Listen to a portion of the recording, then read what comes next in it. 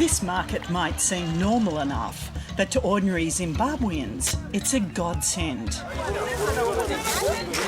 After years of shortages, the fact that there's food here at all is a sign the country's devastated economy is finally moving once again. It's the result of the Unity government's very first decision, scrapping Zimbabwe's worthless currency and instead paying people with money that's actually worth something, the US dollar. Sometime in March we started paying them their January salaries and we paid them $30. This made a huge difference to them. You could see it, that the $30 now gave them an appreciable basket of foodstuffs. Yeah, how often are the people coming out here? Brian James is the mayor of Mutare, the country's third largest city.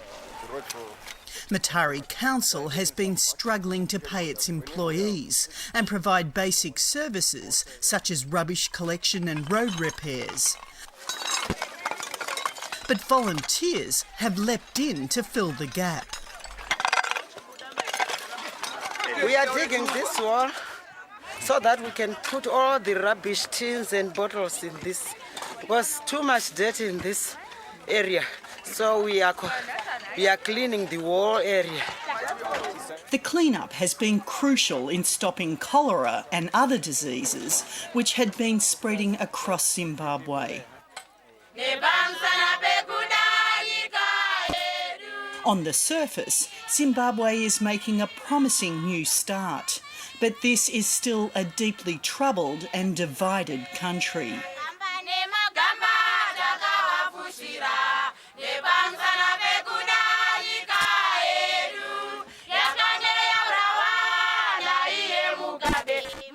At this rural rally near the Mozambique border, supporters of the Movement for Democratic Change are singing the praises of its leader, Tsvangirai.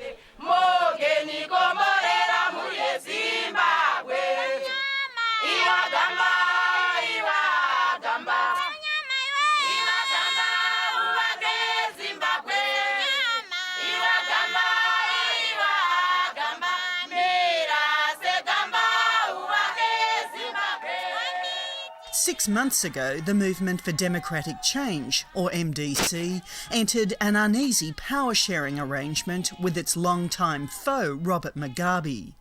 Today, MDC politician Giles Mutsekwa is trying to explain who's actually running the country. Saka hapana chinhu chinotaura Mugabe chisina kubvumirana na Tsvangirai necabinet chinofamba muno muZimbabwe. Nothing.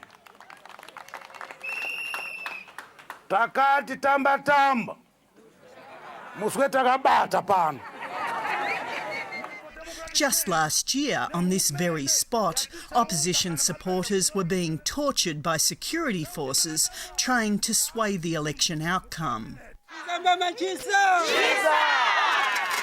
Today, in a show of defiance, supporters cooking lunch for the crowd symbolically slay the nation's octogenarian president, Robert Mugabe. But Robert Mugabe is very much alive and kicking.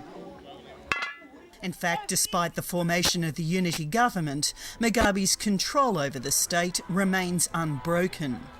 He commands the security forces, the legal system and the media. So the MDC is forced to hold hundreds of rallies like this one. It's because this is our only form of communication which is left open to ourselves. As you are aware, the media is not freed yet.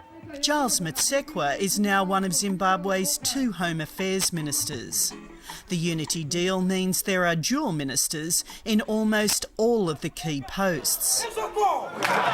One from the MDC and one from Mugabe's ZANU-PF party. While publicly Mutsekwa is keen to talk up the MDC's power, away from the crowd he admits it's a difficult way to run a country. Well, as I said, these are 2 personalities coming from 2 political parties with completely 2 different ideologies. That's the first thing. You now have got to combine these 2 ideologies for the benefit of the ministry. And that's not an easy task. How difficult is it for you personally to have to swallow your pride to deal with ZANU-PF? For the sake of Zimbabweans, I am very prepared to swallow pride to save the Zimbabweans. Is that what it's come down to? That is what it's come down to. The awkward power-sharing arrangement was brokered by African diplomats hoping to end a conflict that had seen hundreds of Mugabe's opponents killed and thousands more injured.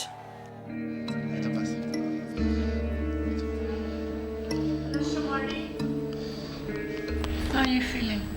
Terrible. When Dateline visited Zimbabwe last year, we found 2 MDC supporters who had been attacked by ZANU-PF thugs and set on fire. Hey, are you in pain? Neither Kudukwashi Semeli or his friend were expected to live. Their 2 colleagues were already dead.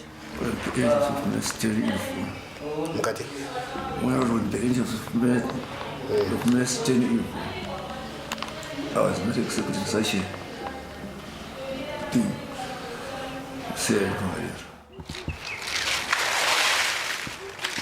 Incredibly, Semeli survived, but he's scarred for life.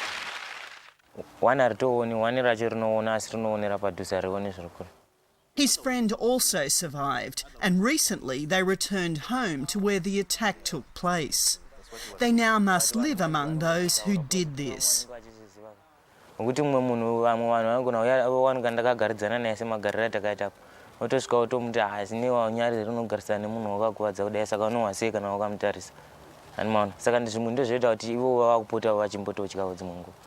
Semeli can forgive his attackers for what happened to him, but not to his friends.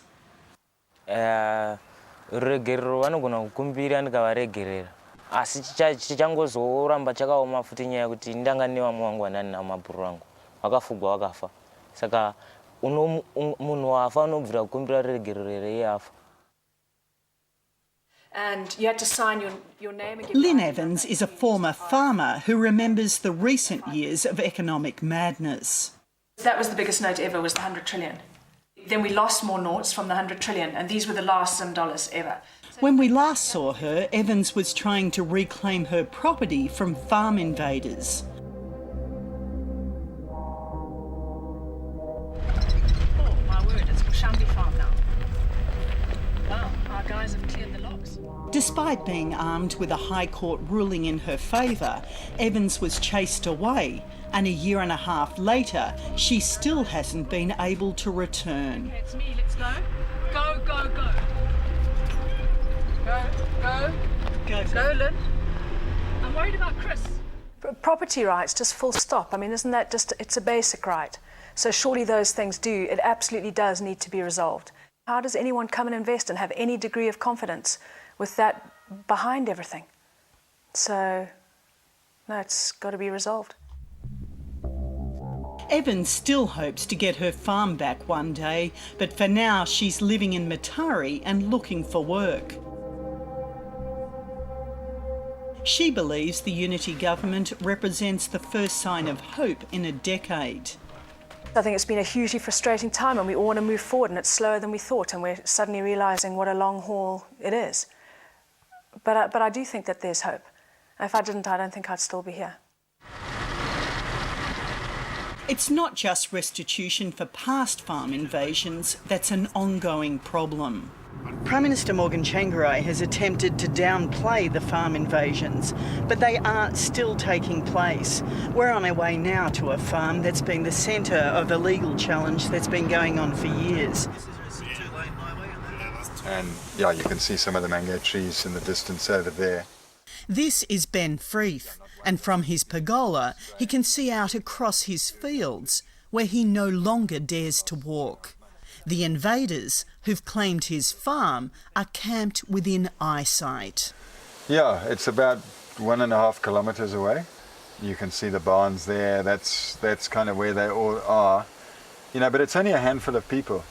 But unfortunately, they've all got guns and they're violent people. Despite winning countless legal battles to keep his farm, all he has left is his house. Okay, you carry that and we'll go and make a bit of salad. Even though Ben has 150 workers and their families on his farm, it's no deterrent. They too have been targeted and are living in fear of the regular attacks. They haven't hassled us here at our home for the last few weeks. You know, it's normally at night that they come, but sometimes they come in the day as well. Just a few weeks before my visit, they were back again. Freeth shows me the spot where the invaders broke in. Once they were in the house, various of them went up to the children's room, were taunting them with noises of hyenas. They were threatening to rape my wife. Last year, the invaders almost killed him and his elderly parents-in-law in a horrific attack. So they fractured my skull. They beat my father-in-law so badly that 7 bones in his body were broken, and he's a 75-year-old man. They beat my mother-in-law up really badly. They broke bones in her arm so that she can't actually lift that arm any longer. Ben Freeth says that for the sake of his farm workers, he won't be scared off. But he has deep concerns about the unity government, and like many, he was unimpressed by Morgan Tsvangirai's recent world tour.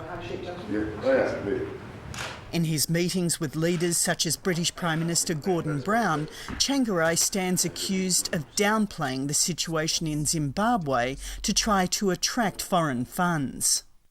So I want to assure you that we are on the process of an irreversible process towards consolidating the democratic values. I am conscious. Jesus said, the truth will set you free. And at the moment, Morgan Tsvangirai does not seem to be able or willing to actually face the truth and then deal with it. You're very disappointed in him? Absolutely. You know, I think everyone is very disappointed at this stage. I mean, all our workers are incredibly disappointed because they are doing nothing to bring the rule of law back into this country at this time.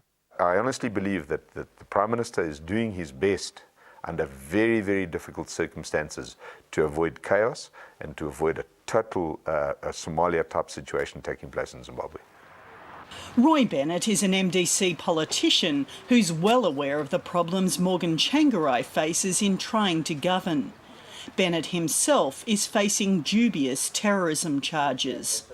This morning he's meeting his party colleague, Mayor Brian James, ahead of yet another court appearance. Some say there could be an indictment where they put me straight back in the side again and then reapply for bail again. So I don't know, we'll have to see. The MDC had wanted to appoint him to the critical post of Deputy Agriculture Minister. But on the day he was meant to be sworn in, Bennett was arrested and jailed. Deputy Minister's fully bought, eh? Yeah. It's fully in their pocket. Well, Bennett believes Mugabe is using the courts to whittle away the MDC's parliamentary majority. Since the power-sharing agreement, 5 MDC MPs have been convicted of various crimes and 14 others face charges ranging from rape to corruption. ZANU-PF have continued to show the intransigence and total lack of commitment to this deal by harassment and arrest of opposition, or we are now the ruling party, if you want to look at Parliament. And it's very possible that any member of our side of things can be picked up and locked away at any time under total frivolous charges. With frustration growing, some MDC members are starting to question whether the unity government is still worth pursuing. You know, we've gone along with them for how long now? Yeah. And to what avail? We've no further down the road than when we started. And if anything, they're entrenching themselves more and more, you know. Bennett will soon find out whether he's going to be sent back to jail. It's a gruesome prospect. After his initial arrest, Bennett was detained for more than a month and forced to share a cell with the bodies of 5 dead men who were left uncollected for days.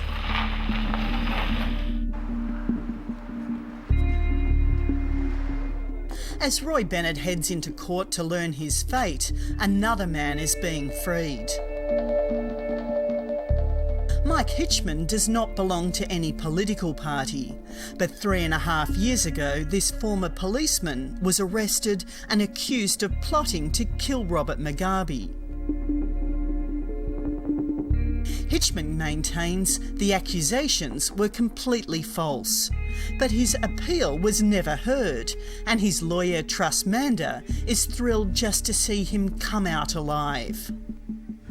I feel good that he's out. We didn't think that he'll be out perpendicular. We thought he was coming out horizontal, but he came out alive. I'm admiring the new breakfast. Jeannie, will you have a cup of tea? I meet up with Hitchman, his wife Beatrice, and his son Philip at home. I haven't done this for 40 months, but I like a warm cup. I've been drinking tea out of a plastic lunchbox for not for 40 months. I couldn't drink tea in it for the last few months. It must be pretty amazing to have your dad back. Yeah, it is. It's weird though. It's going to take some getting used to again. But yeah, it's very nice. How old were you when he went away? 17 and a half. In the prison, though, I've seen something that I've never seen outside, and that's people reduced to beyond the state of animals. I've had young people, much younger than I, in the cell dying over a period of 2 weeks, simply from diarrhea. And in the 21st century, to have someone dying of diarrhea is ridiculous. And eventually the guy died in agony in the cell. Hitchman himself was tortured to extract confessions. I was thrown against the desk, so because of the leg irons, I stumbled forward, so I was leaning over the desk. Then I was kicked twice in the testicles. And then after that, within some seconds, they'd pulled on my pants, my underpants, then they burnt me with cigarettes. But I passed out very quickly after that started. When he came to, he was forced to write 5 separate confessions, ranging from plotting to kill President Mugabe to bombing his hometown. One of the confessions included me working with them from within ZANU-PF to topple the older crew of ZANU-PF. That one never saw the light of day. There was a variety of confessions. And then they sort of decided to pick and choose which confession they would use. And now he's heard the state wants to call him as a witness in the case against Roy Bennett. I've heard that Roy is being charged with exactly the same charge that I was charged with. It's possession of firearms with the intention to carry out acts of banditry, terrorism, etc. Roy never possessed anything. Back at the courthouse, Roy Bennett re-emerges, still a free man. But Mugabe's cat and mouse game continues. Bennett's case has been adjourned until October. He still can't take up his position as a deputy minister. And it turns out a relative of Robert Mugabe has just been appointed as his prosecutor. Do you think you could end up being sent to jail? Most definitely. I think that's more than likely exactly what's going to happen. It's political. It's a direct attack on me as an opposition minister designate for not wanting me to go into that ministry. And yeah, there is no rule of law. The Attorney General has publicly declared himself proudly ZANU-PF. The Minister of Justice is the Minister of Injustice.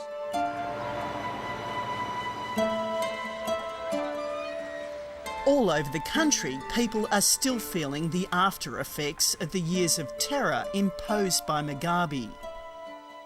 Nyanga iripo ndeuti isu tiri ma-MDC, but MDC ndo yatairorwa yaitoda kuuraya tese nemudzimai zvese nevanhu.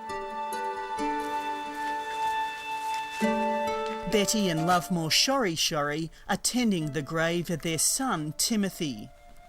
The 26-year-old dared to support Morgan Tsvangirai, and last year a small group of ZANU-PF thugs came to their house in the middle of the night and attacked them. Vaitoseka, vaiti mu-MDC uri kushupika. Vaitoseka. Their son might have survived if they'd been able to get medical help. kuti tiwane here nekuti kwakusina ndaenda kuna MP wedu kuti ndimutaurire kuti anditorere kuti andirapisire mwana kutaundi zvazvisikaiti zvainzi kana mangotora titi tinokuurayai hatidi kuti muone muchienda ikuku kana kuti mutaure nawo. 2 weeks after the attack, Timothy died from his injuries. The young men who killed him still live nearby. Amazingly, Betty says her faith has allowed her to forgive them, even though they've shown no remorse.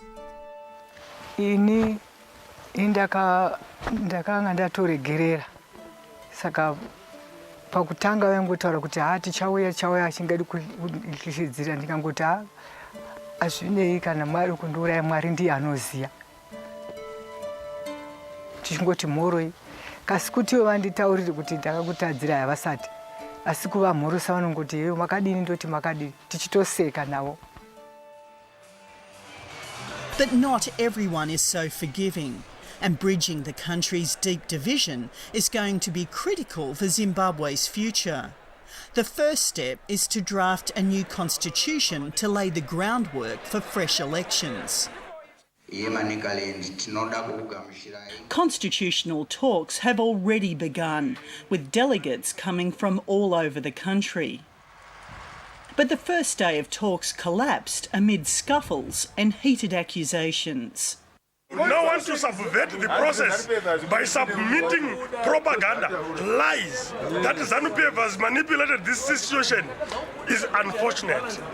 There are real fears that the longer this process takes, the more likely it will become hopelessly derailed. And Zimbabwe's current calm will turn out to be nothing more than a brief lull between the storms. You know, I think when the transitional government took place, this country was on the brink of chaos. It's slowly getting back to that status again, whereby the ruling party are absolutely determined to pull this country down and pull it into chaos to protect what they've stolen and to protect those who have committed crimes against humanity on their behalf to remain in power.